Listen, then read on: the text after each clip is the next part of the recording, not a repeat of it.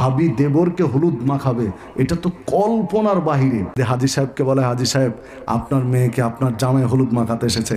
হাজী সাহেব মুচকি মুচকি হাসে, বলে আরে বাবা আজকে বিয়ের দিন এক একটু হবেই, যে একজন নারী আরেকজন নারীকে স্পর্শ করবে না, টাচ করবে না। তার স্বামী অন্তরের চোখ দিয়ে এই নারীকে ভোগ করবে। গায়ে হলুদের অনুষ্ঠান এক ব্যভিচারপূর্ণ সমাজ ব্যবস্থা। ছেলে মেয়ে কে কাকে গায়ে হলুদ দেয়, বিয়ের দিন যেন ফ্রি। বন্ধু বান্ধব, কলেজ ফ্রেন্ড, স্কুল ফ্রেন্ড, অমুক তুমুক, এমনকি শালিকাকে গায়ে হলুদ মাখাতে দুলা ভাই আসে। কি আসে না? নোংরামি কোথায়! যদি হাজী সাহেবকে বলে, হাজী সাহেব আপনার মেয়েকে আপনার জামাই হলুদ মাখাতে এসেছে, হাজী সাহেব মুচকি মুচকি হাসে, বলে আরে বাবা আজকে বিয়ের দিন এক একটু হবেই। মানে আজকে বিয়ের দিন এক একটু জেনা ব্যভিচার হলে সমস্যা কি হোক? ছি ছি ছি, আস্তাগফিরুল্লাহ আল্লাযী লা ইলাহা ইল্লা হুয়াল হাইয়ুল কাইয়্যুম ওয়া আতুবু ইলাইহি।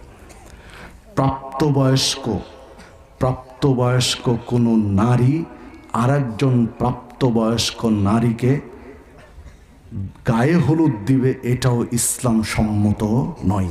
পুরুষ তো বহু দূরের কথা, ভাবি দেবরকে হলুদ মাখাবে, এটা তো কল্পনার বাহিরে। 18, 19, 20 বছরের একটা যুবতী নারীকে 18, 19, 20 বছরের আরেকটা যুবতী নারী খালি গায়ে তার কাপড় খুলে দিয়ে, শরীরের উপরের কাপড় খুলে দিয়ে হলুদ মাখাবে, এটাও শরীয়ত সম্মত না। লা তুবাশিরুল মারাতুল মারাতা ফাতানাতাহা লিজাওজিহা কান্নাহু ইয়ানজুরু ইলাই। সহিহ বুখারীর 5240 নম্বর হাদিস। যে একজন নারী আরেকজন নারীকে স্পর্শ করবে না, টাচ করবে না। প্রাপ্তবয়স্ক নারী, ইয়াং নারী আরেকটা ইয়াং নারীকে টাচ করবে না। কেন?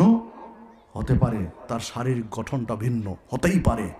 তখন স্বামীর কাছে বর্ণনা দিবে যে অমুকের শরীরটা এইরকম, কান্নাহু ইয়ানজুরু ইলাই।